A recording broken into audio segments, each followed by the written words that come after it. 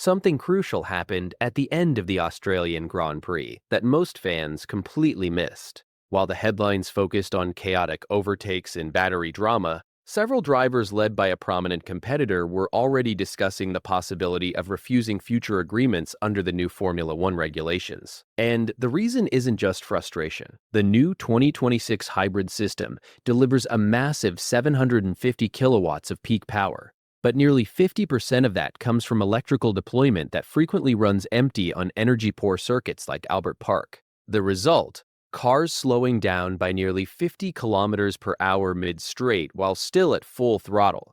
That single technical flaw has triggered accusations of greed, hypocrisy, and political maneuvering behind closed doors. And once you look at the data, the conflict inside Formula One suddenly makes a lot more sense. The 2026 season introduced the biggest technical reset in Formula One history. Both the chassis and power unit regulations were redesigned simultaneously. Cars are now smaller, lighter, and produce less aerodynamic downforce, something most drivers actually praised because it makes the cars more agile in medium-speed corners. But the true revolution lies in the engine formula. The new hybrid system produces around 750 kilowatts total output, with almost 350 kilowatts coming from the electrical side. That means energy management is no longer just a background tool. It has become the central element of racing strategy, especially on circuits with limited braking zones, like Albert Park. But here's the catch. At tracks where braking energy recovery is weak, the battery simply cannot recharge fast enough to maintain full power. During qualifying in Australia, telemetry from a leading driver's pole lap showed a shocking phenomenon. His car lost nearly 50 kilometers per hour halfway down the straight without touching the brakes because the battery ran flat. Drivers were literally lifting off the throttle and downshifting mid-corner just to regenerate electricity. The question suddenly isn't whether the racing feels different, it's whether Formula One has unintentionally turned the fastest drivers in the world into energy accountants instead of racers. And if that's true, what does it mean for the future of the sport? To understand why tensions exploded after the Australian Grand Prix, you need to start with the physics of the new power unit philosophy. The 2026 engines were designed to dramatically increase electrical deployment. In previous hybrid eras, the internal combustion engines still delivered the majority of power. Now almost half of the performance potential depends on battery energy management. And that's where the first massive strategic complication appears. At circuits with heavy braking zones, think Montreal or Singapore, the MGUK harvesting system can recover large amounts of energy every lap. But Albert Park is the opposite. Long sweeping corners and extended full throttle sections mean there are very few moments where kinetic energy can be converted back into electrical charge. The result is a completely new racing behavior pattern. Drivers must constantly decide between deploying full power to attack or conserving energy to avoid becoming a sitting duck later on the straight. In practical terms, this means every overtaking attempt now carries a hidden penalty.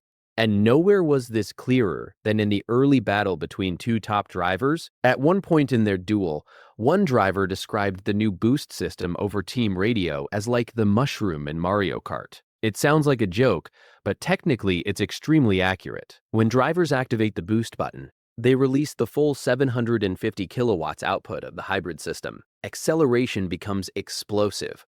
But the battery drains rapidly, meaning the driver who used the boost is immediately vulnerable once the charge runs out. This explains why their battle produced several lead changes within the opening 9 laps. Each move wasn't just about braking later into the corner, it was about timing energy deployment cycles. Look closely at the onboard footage and you'll notice something fascinating. When one driver attacked, the other often waited half a lap before responding, allowing his battery to recharge through partial harvesting before launching a counter move.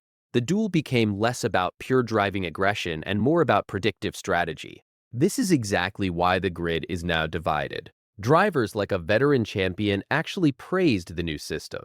From his perspective, the racing becomes a multi-layered tactical game rather than a simple braking contest, but others see a much darker side. Another top driver, for example, described the experience bluntly after the race. He said the event felt like chaos and admitted he simply wasn't enjoying the driving anymore and his frustration wasn't theoretical. During the formation lap in Australia, his car experienced a mysterious battery drain. By the time the race started, his telemetry showed zero available electrical deployment, meaning he launched from the grid with only combustion power. That deficit alone explains why he struggled off the line despite starting on fresh tires. Yet despite those issues, he still climbed from the back of the field to finish sixth, which raises a fascinating competitive comparison. While one driver was battling battery depletion, another's car appeared perfectly calibrated for energy management. Their deployment strategy kept electrical reserves stable throughout the race, allowing that driver to maintain consistent acceleration at the end of long straights. And this is where the political tension begins to surface. Several drivers claimed the new system creates artificial racing. One rising star even argued the cars feel worse to drive than the previous generation. But listen carefully to what another driver said in response.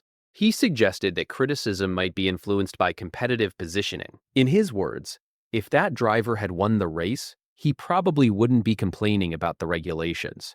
That comment may sound like typical paddock banter, but it reveals something deeper about Formula One politics. Every major regulation change creates new winners and new losers. Teams that mastered the hybrid mapping early, one team appears to be one of them, suddenly gain a massive advantage. Those still struggling with energy harvesting algorithms naturally become the loudest critics. But there's another dimension to this debate that goes beyond performance. Safety. During the race start, a rookie's car unexpectedly bogged down due to energy deployment limitations. The sudden loss of acceleration created speed differences of up to 40 to 50 kilometers per hour between cars approaching from behind. In high-density pack racing, that kind of closing speed becomes extremely dangerous. One driver warned that if a car hits another with that velocity difference, the impact could launch a vehicle airborne. Even the driver who benefited competitively from the new system admitted battling in energy-saving straight-line mode felt sketchy. And if you look closely at the footage, you can actually see the problem. Cars exiting corners sometimes accelerate at drastically different rates depending on their battery state. One driver might have full deployment available, while another has none. The result is an unpredictable accordion effect in the pack. From a physics perspective, that's a nightmare scenario for race control, because when speed differentials become unpredictable, reaction time shrinks dramatically. This is why team principals like one notable figure are already calling for urgent technical discussions. His concern isn't just spectacle. It's the possibility that these energy deployment imbalances could trigger a massive grid accident. And this is where the domino effect begins. If safety concerns force the FIA to modify deployment rules mid-season, the entire competitive hierarchy could shift again. Teams that invested heavily in aggressive electrical strategies might suddenly lose their advantage overnight. Which brings us back to the original tension behind the drivers' rebellion. This isn't simply about whether the cars feel fun to drive. It's about whether the 2026 regulations have unintentionally turned Formula One into a sport where energy management outweighs pure racing instinct. And if that perception spreads among fans, the political pressure on the sport's governing bodies could become enormous. So here's the real question the paddock is quietly asking after Australia. If the fastest cars in the world can suddenly lose 50 km/h mid-straight because their batteries run empty, are we still watching pure Formula One racing or a high-speed energy management experiment? Drivers like the one who struggled believe the sport has crossed a dangerous line, while others see a revolutionary new strategic era. But if safety concerns grow and more drivers threaten to resist the regulations, this debate could become the biggest political battle Formula One has faced in decades.